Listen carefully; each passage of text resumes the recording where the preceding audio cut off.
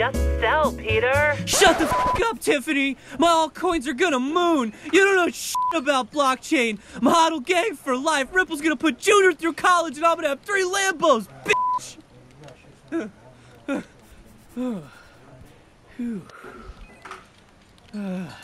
What's going on, guys? It's K-Dub here with another episode of Crypto Zombie. So today is Thursday, Thirsty Thursday for some of you, but don't get ahead of yourself now, okay? I know there's a lot of reds in the markets, but that's not the answer. Okay, now moving on, having a look at the markets, yes, we are seeing another hit, guys. This is just the reality of the situation that we are in right now. We're at a $118 billion market cap. Now, interestingly enough, Bitcoin dominance has gone up, which means this could explain some of the losses from the altcoins. But the interesting thing I wanted to point out was the eerie similarity between the loss of Bitcoin Cash and the gain of Bitcoin SV. As you can see right here, Bitcoin Cash is down 15.83%, while Bitcoin SV is up 15.38%. So does that mean that people are moving their money from Bitcoin Cash into Bitcoin SV? Possible, right? But we're also noticing that some people are clearly moving it into Bitcoin as well. So obviously, if we have a look at the biggest gainers of the day, number one being Bitcoin SV, followed by MobileGo, MadeSafe Coin, and then we basically just go into this, the stable coins, and there's a few other guys, Quark Chain, Linky, but for the most part, it's pretty much red across the board. Having a look here, guys, we've tried testing this multiple times. Currently, we came all the way down to around 3,600, came back up, had a little bit of a sideways pattern, and now we're coming back down again. So the question in everyone's mind is a $3,000 Bitcoin unavoidable at this point? Okay, that is the main question. I mean, is it just going to happen no matter what we do? If we have a look over here, you have prominent cryptocurrency analyst Willy Woo. Now, we've spoken about him on the channel before, and he says that Bitcoin will likely not reach a bottom until the end of the second quarter of 2019. So that's quite some time, guys. That's another 6 months over here. So putting together the blockchain view, he says, I suspect the timing for a bottom may be around Q2 2019. After that, we will start the true accumulation band. Only after that do we start a long grind upwards. So based on the intensity of the downtrend of Bitcoin throughout the past 2 weeks, a drop to a new yearly low in the range of 3,000 to 3,400 seems unavoidable, especially if the volume of Bitcoin is considered. Now, you also have Don Alt, and he also does analysis, and he says that the support level of Bitcoin is not strong enough, and if it continues to fall below the support level, a drop below the $3,000 mark could be possible. In fact, he went on to say that it closed below support, not looking too pretty. Bitcoin needs to reclaim support quickly. Otherwise, I expect it to go for the previous lows. If those don't hold, I'm looking at a $2,900 Bitcoin. There are no supports left on the daily. So currently, momentum oscillators are demonstrating oversold conditions of Bitcoin at around 3,700. In the short term, the crypto market could experience a minor recovery from its low price range, which actually we did have that little minor, I don't know if you guys could see that. We had that little minor recovery right here. And then, it says, it could go a little lower. So we could be seeing that $3,000 Bitcoin, guys. I'm just saying, just be ready. Is it going to happen? It might not, but it could. So, if you feel that you need to, assess your risks, do what you got to do, guys. Just throwing that out there. But it's not all doom and gloom all the time, I want to talk about the fact that people are actually using this stuff. And that's what's important to me is the fundamentals of it, okay? So according to a recent Humans.net survey, 38% of the 1,100 people surveyed, all freelancers living and working in the US periodically or regularly use cryptocurrencies. So they went on to say that international payments and lack of intermediaries or a direct payment, is the advantages of cryptocurrencies in their views. And you can see over here, what are the main advantages of crypto? And 13% international payments, 9% transparency, 12% no middleman, 11% security, low commission, etc. So that is something positive out there. And I also wanted to talk about what's been happening with Germany. So according to a recent survey over there, 1/3 of big business in Germany considers blockchain technology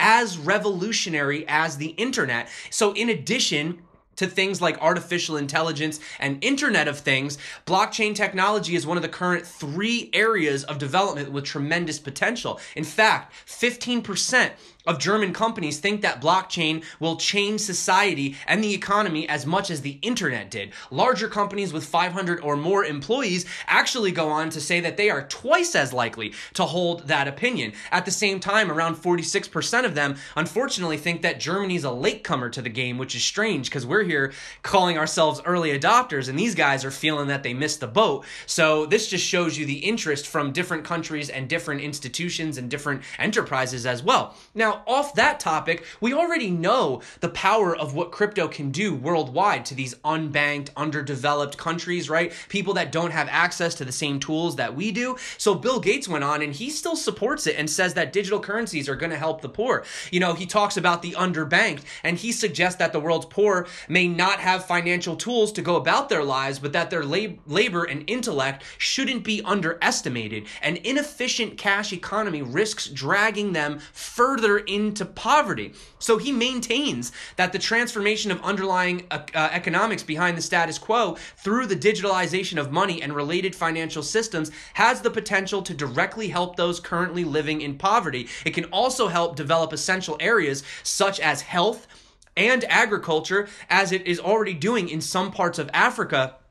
For example, with like Sun Exchange, right? Through their SunX rewards tokens. We've seen what it's done in Venezuela, right? We've seen them using Nano and Dash, even having the Dash with the SMS text, okay? So these are all things as well. These are all positive things, you know, despite the doom and gloom. There is that stuff happening in the background. And speaking on, you know, regulations and all this stuff that's been going on with the SEC and ICOs, you know, I want to point out this guy over here. This is Republican Congressman Warren Davidson. Now, we haven't really spoken about him on the channel, but it turns out that he is actually pretty excited for Bitcoin and blockchain as well. And he plans to introduce federal legislation that will regulate ICOs and cryptocurrencies. The bill would create an asset class for tokens, which would prevent them from being classified as securities, but would also allow the federal government to regulate ICOs more effectively. Now, he also had spoken about this in the past, actually back in August, and he had invited 32 cryptocurrency companies to Capitol Hall for a summit to discuss ICO regulation. And he underscored the importance of avoiding overtly restrictive laws that would impede innovation, okay? He's very concerned about this. He doesn't want to bring the hammer down so hard that we just completely stifle the innovation of this, you know, revolutionary technology. Now, I also want to talk about a lot of wheels in motion as well over at Washington, D.C., geared towards promoting mainstream adoption. Let's not forget, back in September, you had Republican Congressman Tom Emmer introducing 3 bills that were going to help support the development of crypto and blockchain. So the first was resolution supporting digital currencies and blockchain technology. Second being Blockchain Regulatory Certainty Act. And the third being Safe Harbor for Taxpayers with Forked Assets Act. So this guy's the chairman of the Congressional Blockchain Caucus, and he said that the United States should prioritize the development of blockchain and create an environment that will enable the private sector to lead on innovation. Now, while we're on the topic of taxes, guys, I know this is not something we want to talk about, you know, on the channel. You know, we don't want to talk about taxes, you know, screw the bank, screw the system, screw the IRS, right? Well, it's coming, guys, especially if you live in the US, and you're going to need to have to figure out what you're doing moving forward. So you do have Node 40, which is a developer of Bitcoin tax reporting software. Now, they're expecting the IRS to receive a record number of cryptocurrency-related tax return claims this year, as it predicts that many investors will decide to declare their losses. Maybe this is something you've been considering. Maybe you're like, hey, you know, it's a loss, right? So I'm going to declare it. Now, guys, I'm not saying don't report, okay? That's not where we're going here. I just want you to be aware that cryptocurrency traders have been hit with, you know, some pretty heavy losses. So in an effort to offset these, they're probably going to get reported. However, Node 40 does want to warn that doing so could have long-term consequences for investors. For example, if an individual reports particularly high losses, they may be questioned about where the money came from in the first place. So I just want you guys to be aware of this. I'll drop this below. It's not really a big read, but you know, I think we're going to be talking about that a little more on the channel because people are going to definitely start asking about crypto taxes. So it's definitely something you guys need to know, you know, how to take care of. So moving on to some coin news today, I got a whole bunch of coin news news, but I'm not going to hold you up for too long. I know you guys got places to be. So obviously Zcash is currently available on Coinbase, all right? It was on Coinbase Pro. Now we can get it on the mobile app, and we can get it on the desktop website. However, not if you live in New York, but I digress. Moving on, somebody on Reddit says that Craig Wright's MetaNet is a copy-paste of the BlockNet created in 2014. Now, the BlockNet, I like this project a lot. It's very complicated. It's very technical, okay? So I obviously cannot validate this. However, people are having a go at that. You know, they're all laughing. Somebody said, hey, I think I found Craig Wright's keyboard. So it's a possibility. And maybe somebody out there, a developer, can tell me and do a comparison between the BlockNet and the MetaNet. I mean, you know, maybe somebody out there knows more than I do. So also, let's talk about Tezos ZK Snarks. So it looks like they are going to be introducing zero-knowledge proofs. Now, if you don't really know what this is, we've spoken about this on the channel a few times, guys. In fact, I actually had a conversation with PTYX talking about this on Komodo. That's actually coming out later tonight. But for now, in a nutshell, the goal of shielding a transaction is to provide a verifiable proof that the transaction took place without divulging any information about the transaction, such as associated accounts, you know, etc. So ZK Snarks allow one party, the prover, to prove to another, the verifier, that a statement is true without revealing any information beyond the validity of the statement itself. However, I am going to say that the one issue with ZK Snarks is it really does need that network effect, because if only a handful of people are using it and everybody else is using the transparent, right, and only a handful are using shielded, you're pretty much going to be able to guess who's sending money, you know, to each other. So it really comes with the network effect that the ZK Snarks, protocol really will have its best use case. Also, moving forward, I want to talk about XRP. Okay, so enterprise blockchain software firm R3 has announced that Rival XRP token will be the first crypto supported on its new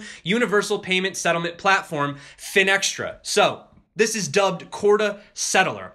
It's the new open source Corda-based decentralized application reportedly that allows payment obligations raised on the Corda blockchain to be settled via any parallel payment rail that supports cryptocurrencies or assets, or they actually have any traditional payment rails as well. So, you know, there you guys go. Interestingly enough, they go on to say that the development of Corda Settler and its support for XRP as the first settlement mechanism is an important step in showing how the powerful ecosystems cultivated by two of the world's most influential crypto and blockchain communities can work together. So, there you guys go. More news. We also have Binance that listed Republic Protocol. At the same time, we also have the update for the Dark Node rollout. And as you can see, with a 39% increase, people are certainly excited about this.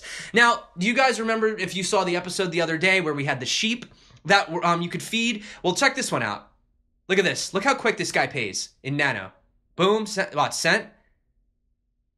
And received. So this is just another example of using Nano. Now, in this case, they used it to get beer out of a tap.